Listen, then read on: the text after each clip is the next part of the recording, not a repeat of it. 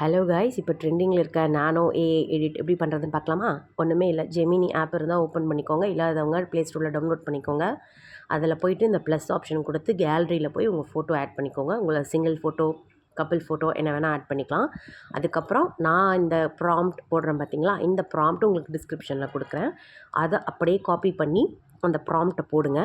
போட்டுட்டு okay press பண்ணிட்டீங்கன்னா, enter button கொடுத்துட்டிங்கன்னா உங்களுக்கு வந்து ஜஸ்ட் செகண்ட்னு வரும். இது ஒன்றும் இல்லைங்க, நம்ம சாட் ஜிபிடிலலாம் இந்த நடுவில் கிப்லி ஆர்ட்டா அது வந்துட்டு இருந்ததில்ல, அதே மாதிரி தான். இதுக்காக நீங்கள் எந்த ஒரு ஆப்புக்கு போய் டவுன்லோட் பண்ணணும், இது பண்ணணும்னு அவசியம் கிடையாது.